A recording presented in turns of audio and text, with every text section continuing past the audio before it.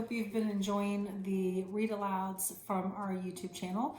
I am here to read chapter 2 from Harry Potter and the Sorcerer's Stone. Chapter 2 is called The Vanishing Glass. Nearly 10 years had passed since the Dursleys had woken up to find their nephew on the front step. But Privet Drive had hardly changed at all. The sun rose on the same tidy front gardens and lit up the brass number 4 on the Dursleys' front door. It crept into their living room, which was almost exactly the same as it had been on the night when Mr. Dursley had seen that fateful news report about the owls. Only the photographs on the mantelpiece really showed how much time had passed. 10 years ago, there had been lots of pictures of what looked like a large pink beach ball wearing different colored bubble hats. But Dudley Dursley was no longer a baby, and now the photograph showed a large, blonde boy riding his first bicycle on a roundabout at the fair, playing a computer game with his father, being hugged and kissed by his mother. The room held no sign at all of another boy who lived in the house too. Yet Harry Potter was still there, asleep at the moment, but not for long. His Aunt Petunia was awake, and it was her shrill voice which made the first noise of the day. "Up! Get up now!" Harry woke with a start. His aunt rapped on the door again. "Up!" she screeched. Harry heard her walking towards the kitchen and then the sound of the frying pan being put on the cooker. He rolled onto his back and tried to remember the dream he had been having. It had been a good one. There had been a flying motorbike in it. He had a funny feeling he'd had the same dream before. Do you remember the motorbike from chapter 1? And who was riding it? His aunt was back outside the door. "Are you up yet?" she demanded. "Nearly," said Harry. "We'll get a move on. I want you to look after the bacon. And you don't dare let it burn. I want everything perfect on Dudley's birthday." Harry groaned. "What did you say?" his aunt snapped through the door. "Nothing." Dudley's birthday. How could he have forgotten? Harry got slowly out of bed and started looking for socks. He found a pair under his bed, and after pulling a spider off of one of them, put them on. Harry was used to spiders because the cupboard under the stairs was full of them, and that was where he slept. Could you imagine sleeping in a closet under the stairs? When he dressed, he went down the hall into the kitchen. The table was almost hidden beneath all Dudley's birthday presents. It looked as though Dudley had got the new computer he wanted, not to mention the second television and the racing bike. Exactly why Dudley wanted a racing bike was a mystery to Harry, as Dudley was very fat and hated exercise. Unless, of course, it involved punching somebody. Dudley doesn't sound like a very nice person at all. Dudley's favorite punch bag was Harry, but he couldn't often catch him. Harry didn't look it, but he was very fast. Perhaps it had something to do with living in a dark cupboard, but Harry had always been small and skinny for his age. He looked even smaller and skinnier than he really was because all he had to wear were the old clothes of Dudley. And Dudley was about 4 times bigger than he was. Harry had a thin face, knobbly knees, black hair, and bright green eyes. He wore round glasses held together with a lot of sellotape because of all the times Dudley had punched him on the nose. The only thing Harry liked about his own appearance was a very thin scar on his forehead, which was shaped like a bolt of lightning.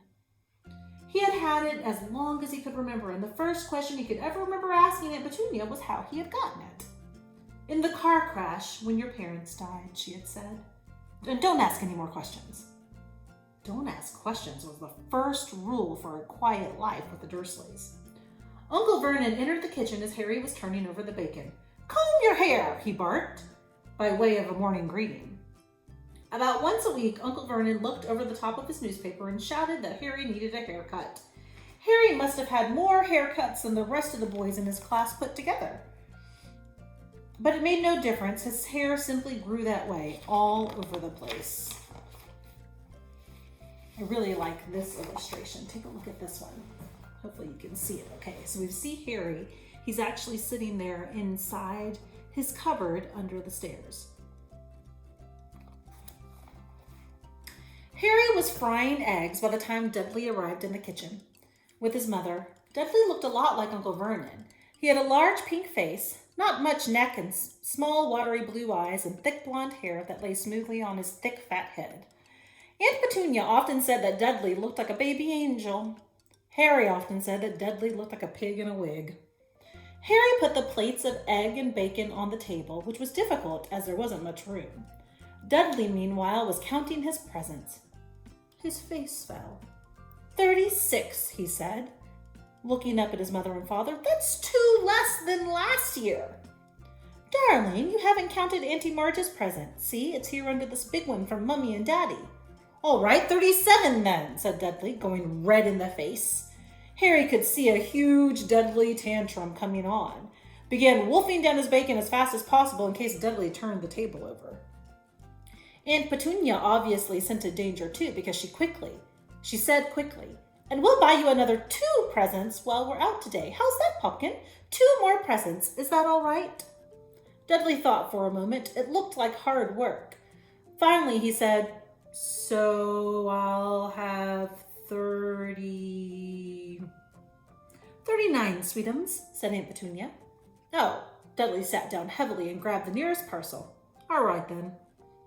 39 presents is a lot of birthday presents for somebody on their birthday from their mom and dad. I don't know that I would ever buy that many things. Little Tyke wants his money's worth, just like his father. Attaboy, Dudley. He ruffled Dudley's hair. At that moment, the telephone rang, and Aunt Petunia went to answer it, while Harry and Uncle Vernon watched Dudley unwrap the racing bike, the Cine-camera, a remote-control airplane, 16 new computer games, and a video recorder. He was ripping the paper off of a gold wristwatch when Aunt Petunia came back from the telephone, looking both angry and worried. Bad news, Vernon, she said. Mrs. Figg's broken her leg. She can't take him. She jerked her head in Harry's direction. Dudley's mouth fell open in horror, but Harry's heart gave a leap. Every year on Dudley's birthday, his parents took him and a friend out for the day to adventure parks, hamburger bars, or the cinema. Every year, Harry was left behind with Mrs. Figg, a mad old lady who lived 2 streets away. Harry hated it there. The whole house smelled of cabbage, and Mrs. Figg made him look at photographs of all the cats she'd ever owned. Now what? Said Aunt Petunia, looking furiously at Harry as though he had planned this. Harry knew he ought to feel sorry that Mrs. Figg had broken her leg, but it wasn't easy when he reminded himself it would be a whole year he had to look at Tibbles, Snowy, Mr. Paws, and Tufty again. We could phone Marge, Uncle Vernon suggested. Don't be silly, Vernon. She hates the boy. The Dursleys often spoke about Harry like he wasn't there, or rather, as though he was something very nasty that couldn't understand them, like a slug. What about, what's her name, your friend, Yvonne? On holiday in Majorca, snapped Aunt Petunia. You could just leave me here, Harry put in hopefully. He'd be able to watch what he wanted on television for a change, and maybe even get a go on Dudley's computer. Aunt Petunia looked as though she'd swallowed a lemon. And come back and find the house in ruins, she snarled. I won't blow up the house, said Harry, but they weren't listening. I suppose we could take him to the zoo, said Aunt Petunia slowly, and leave him in the car. That car's new. He's not sitting in it alone. Dudley began to cry loudly. In fact, he wasn't really crying.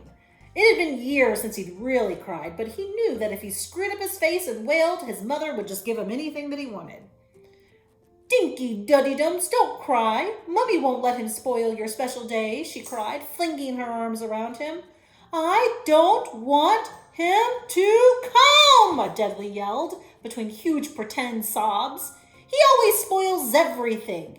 He shot Harry a nasty grin through the gap in his mother's arms. Just then the doorbell rang.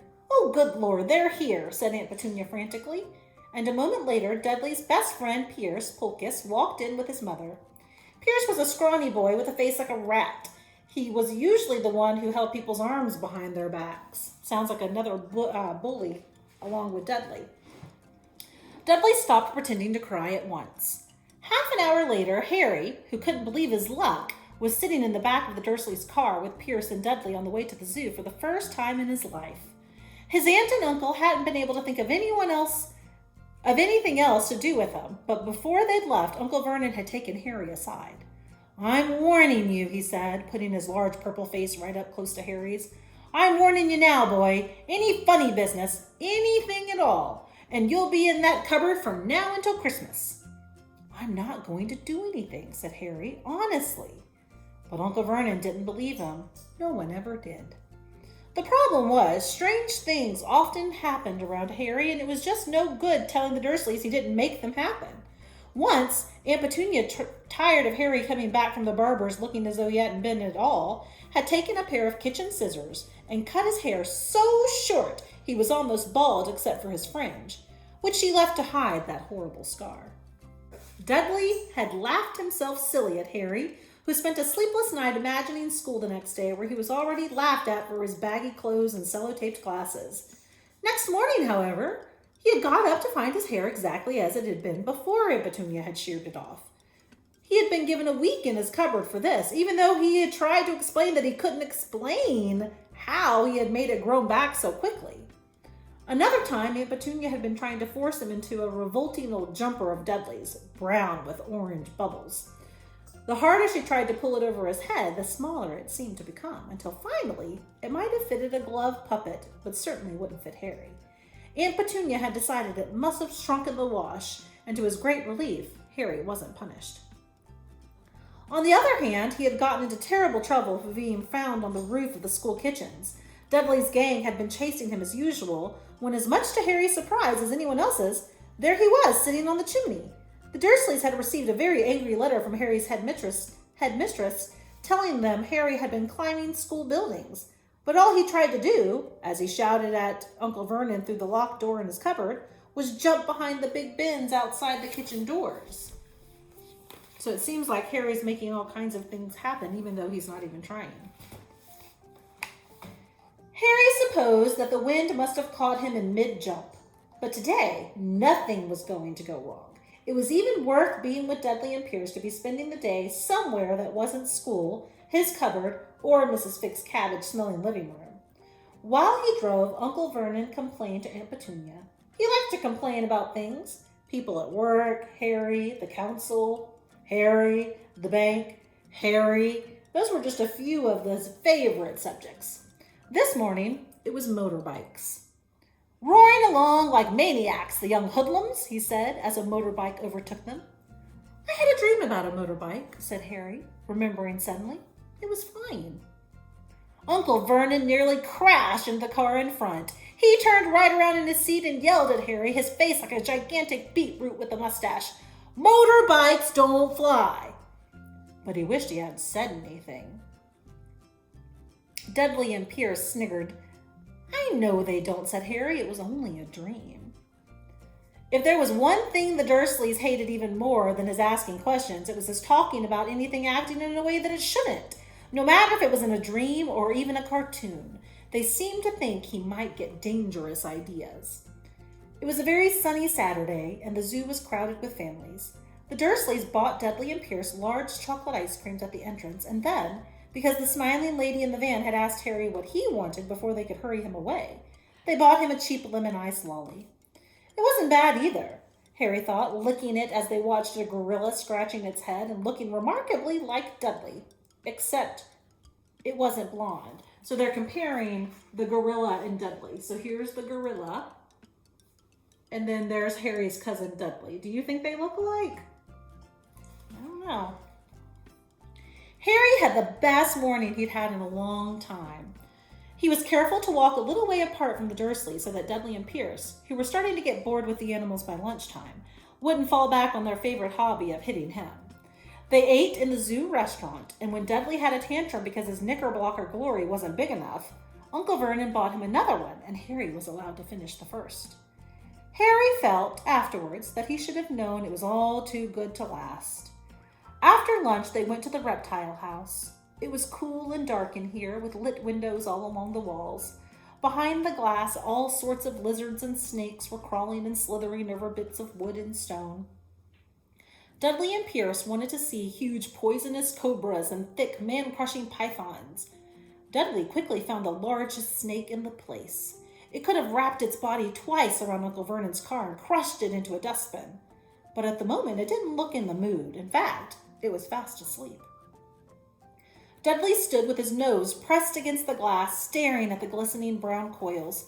"Make it move," he whined at his father. Uncle Vernon tapped on the glass, but the snake didn't budge. "Do it again," Dudley ordered. Uncle Vernon rapped the glass smartly with his knuckles, but the snake just snoozed on. "This is boring," Dudley moaned. He shuffled away. Harry moved in front of the tank and looked intently at the snake.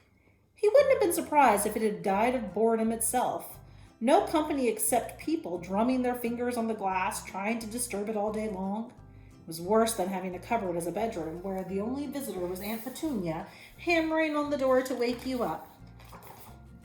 At least he got to visit the rest of the house. The snake suddenly opened its beady eyes. Slowly, very slowly, it raised its head until its eyes were on level with Harry's. It winked. It's a pretty cool picture there. You can tell Harry's got his hands and his nose up against the glass, separating him and the snake. Harry stared. Then he looked quickly around to see if anyone was watching. They weren't. He looked back at the snake and winked too. The snake jerked its head towards Uncle Vernon and Dudley, then raised its eyes to the ceiling.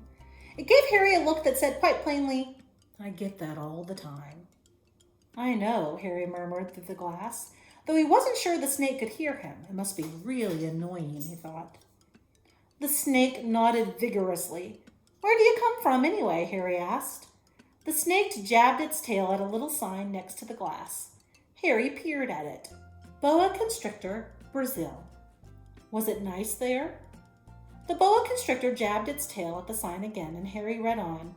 This specimen was bred in the zoo. Oh, I see. So you've never been to Brazil. As the snake shook its head, a deafening shout behind Harry made both of them jump. "Dudley! Mr. Dursley! Come and look at this snake! You won't believe what it's doing!" Dudley came waddling towards them as fast as he could. "Out of the way, you!" he said, punching Harry in the ribs. Caught by surprise, Harry fell hard on the concrete floor. What came next happened so fast that no one saw how it happened. 1 second, Pierce and Dudley were leaning right up close to the glass. The next, they had leapt back with howls of horror. Harry sat up and gasped. The glass front of the boa constrictor's tank had vanished. The great snake was uncoiling itself rapidly, slithering out onto the floor. People throughout the reptile house screamed and started running for the exits. As the snake slid swiftly past him, Harry could have sworn a low hissing voice said, "Brazil, here I come. Thanks, amigo." The keeper of the reptile house was in shock. "But the glass," he kept saying. "Where did the glass go?" The zoo director himself made Aunt Petunia a cup of strong sweet tea while he apologized over and over again. Pierce and Dudley could only gibber. As far as Harry had seen, the snake hadn't done anything except snap playfully at their heels as it passed. But by the time they were all back in Uncle Vernon's car, Dudley was telling them how it had nearly bitten off his leg, while Pierce was swearing it had tried to squeeze him to death. But worst of all, for Harry at least, was Pierce calming down enough to say, "Harry was talking to it, weren't you, Harry?" Uncle Vernon waited until Pierce was safely out of the house before starting on Harry. He was so angry he could hardly speak. He managed to say, "Go, cupboard, stay. No meals," before he collapsed into a chair and Aunt Petunia had to run and get him something to drink. Harry lay in his dark cupboard much later, wishing he had a watch. He didn't know what time it was, and he couldn't be sure if the Dursleys were asleep yet. Until they were, he couldn't risk sneaking to the kitchen for some food. He'd lived with the Dursleys almost 10 years. 10 miserable years. Ever since he'd been a baby and his parents had died in that car crash. He couldn't remember being in the car when his parents had died. Sometimes when he strained his memory during long hours in his cupboard, he came up with a strange vision, a blinding flash of green light and a burning pain on his forehead. This, he supposed, was the crash, though he couldn't imagine where all the green light came from. He couldn't remember his parents at all. His aunt and uncle never spoke about them, and of course, he was forbidden to ask questions. There were no photographs of them in the house. When he had been younger, Harry had dreamed and dreamed of some unknown relation coming to take him away, but it had never happened. The Dursleys were his only family, yet sometimes he thought, or maybe hoped, that strangers in the streets seemed to know him. Very strange strangers they were, too. A tiny man in a violet top hat had bowed to him once while out shopping with Aunt Petunia and Dudley. After asking Harry furiously if he knew the man, Aunt Petunia had rushed them out of the shop without buying anything. A wild-looking old woman dressed in all green had waved merrily at him once on a bus. A bald man in a very long purple coat had actually shaken his hand in the street the other day and then walked away without a word. The weirdest thing about all these people was the way they seemed to vanish the second Harry tried to get a closer look. At school, Harry had no one. Everybody knew that Dudley's gang hated that odd Harry Potter in his baggy old clothes and broken glasses, and nobody liked to disagree with Dudley's gang. Tune in next time when I read chapter 3 called The Letters from No One. I hope you're enjoying following along with Harry Potter and the Sorcerer's Stone.